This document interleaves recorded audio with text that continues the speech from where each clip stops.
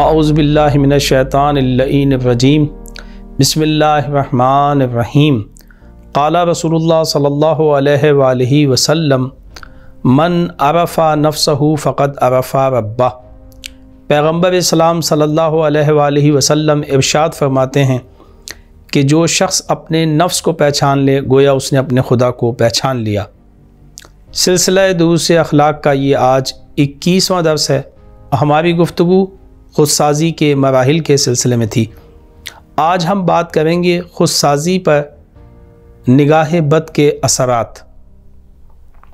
اگر کوئی شخص اپنی نگاہ کو اور اپنی آنکھ کو کنٹرول نہ کر سکے تو گویا ایسا ہے کہ اس نے اپنے آپ کو ہلاکت کے دروازے تک پہنچا لیا اور یہ شخص ہلاک ہو کے رہے گا۔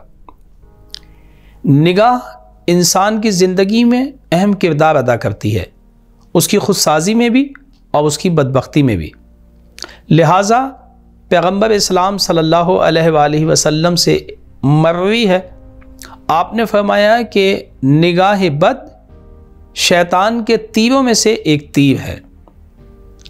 اس کی وجہ سے معاشرے میں ہونے والے فساد اور معاشرے میں ہونے والی 70% برائییں نگاہ بد کی وجہ سے ہیں۔ لہٰذا اسلام نے بڑی تاکید کی ہے کہ اپنی نگاہوں کو کنٹرول کیا جائے۔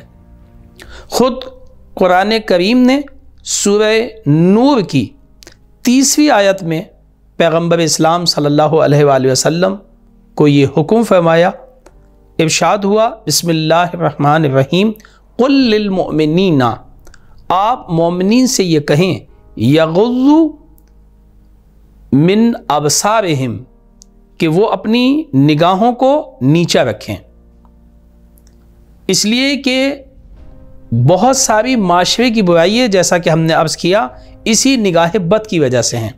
اگر انسان کی نگاہ نیچے ہو تو پھر ان برائیوں کا سد باب کیا جا سکتا ہے۔ ہم زنا کو لے لیں، معاشرے کے اندر زنا ایک بہت بڑا گناہ اور گناہ کبیرہ میں شمار ہوتا ہے، حتیٰ کہ اس گناہ کے بارے میں یہ کہا گیا ہے کہ شرک کے بعد سب سے بڑا گناہ زنا ہے، اور اس زنا کا آغاز نگاہ سے شروع ہوتا ہے۔ اگر نگاہ نہ ڈالی جائے تو پھر زنا تک نوبت نہیں آتی۔ جب انسان نگاہ بد ڈالتا ہے تو پھر یہ نگاہ بد انسان میں فکر پیدا ہوتی ہے، اس نگاہ بد سے فکر آتی ہے، پھر وسوسہ پیدا ہوتا ہے، اور جب وسوسہ ہوتا ہے انسان کے اندر قوت شہوت انسان کی بھڑکتی ہے۔ قوت شہوت جب بھڑکتی ہے تو پھر اس سے ارادہ پیدا ہوتا ہے، اور ارادے میں اگر پختگی آ جائے تو عزیمت ہوتی ہے۔ عزیمت اگر وجود پیدا کرے تو پھر فعل رونما ہوتا ہے۔ لہٰذا اس کا آغاز کہاں سے ہوا؟ ایک نگاہ ڈالنے سے، اور اس کا نتیجہ کیا ہوا؟ زنا۔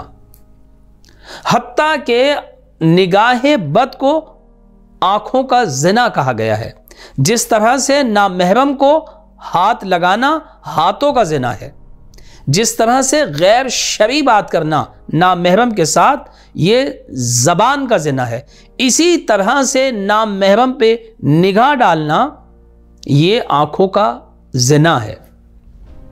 نگاہ بد ہے کیا؟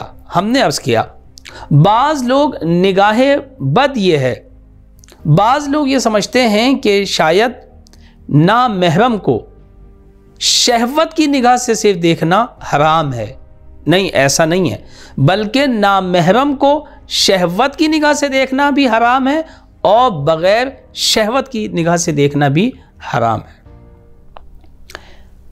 شہوت کی نگاہ وہ نگاہ ہے کہ اس نگاہ سے دیکھنا تو ہر چیز کو حرام ہے، لیکن نامحرم پہ نگاہ ڈالنا شہوت کی نگاہ ہو یا بغیر شہوت کی نگاہ ہو، دونوں صورتوں میں صحیح نہیں ہے۔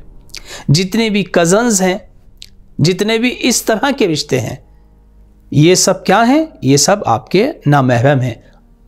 بازاروں میں جو خواتین ہیں، اسکولز کے اندر، یونیورسٹیز کے اندر، خیابان کے اوپر اور مختلف جگہوں پہ جہاں پہ ہم جاتے ہیں اور جہاں پہ خواتین موجود ہیں جو نامحرم ہیں، تو قرآن نے کہا ہے کہ آپ اپنی نگاہوں کو نیچے رکھیں۔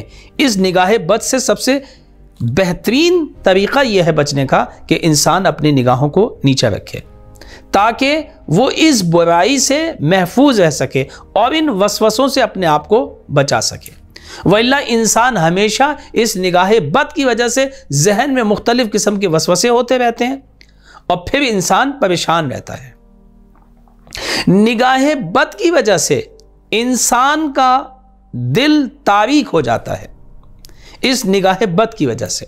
اور اگر انسان اپنی نگاہ کو نامحرم سے محفوظ رکھے، نگاہ بد سے ہمیشہ بچا کے رکھے، تو پھر خدا اس بصارت کی جگہ اسے بصیرت عطا کرتا ہے، پھر خداوند متعال اسے نور عطا کرتا ہے، پھر اس کی روح، اس کا قلب منور ہو جاتا ہے نور الہی سے، اس کی یہ دنیا بھی سعادت مند ہو جاتی ہے، اس کی وہ آخرت بھی سعادت مند ہو جاتی ہے، اور وہ ان تمام گناہوں سے محفوظ ہو جاتا ہے کہ جو خود سازی کی راہ میں رکاوٹ ہے۔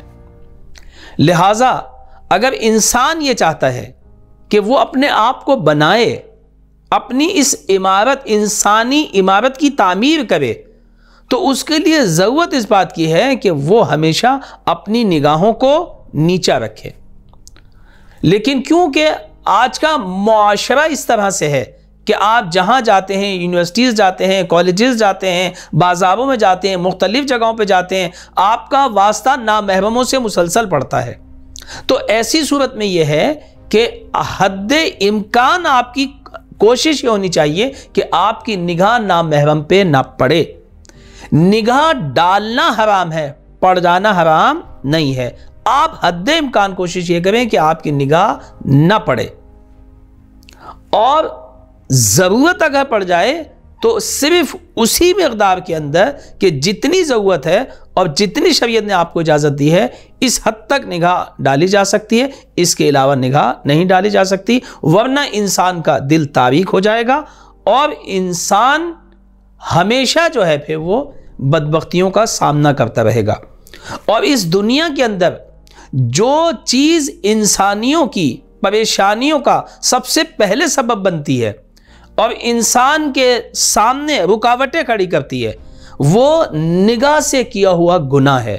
اور وہ ہم نے عرض کیا کہ نگاہ سے کیا ہوا گناہ کیا؟ یعنی نامحرم پر نظر کرنا، نامحرم پہ نگاہ ڈالنا، یہ نگاہ کا گناہ ہے۔ لہٰذا یہ ہے کہ اگر ہم یہ چاہتے ہیں کہ اپنے خود سازی کے سفر کو جاری رکھیں تو ہمیں اس سے پرہیز کرنا ہوگا، تاکہ ہم اس دنیا میں بھی سعادت مند ہو سکیں اور اس دنیا میں بھی سعادت مند ہو سکیں۔ انشاءاللہ آئندہ مزید اس پہ بات کریں گے۔ وآخر دعوانا ان الحمدللہ رب العالمین۔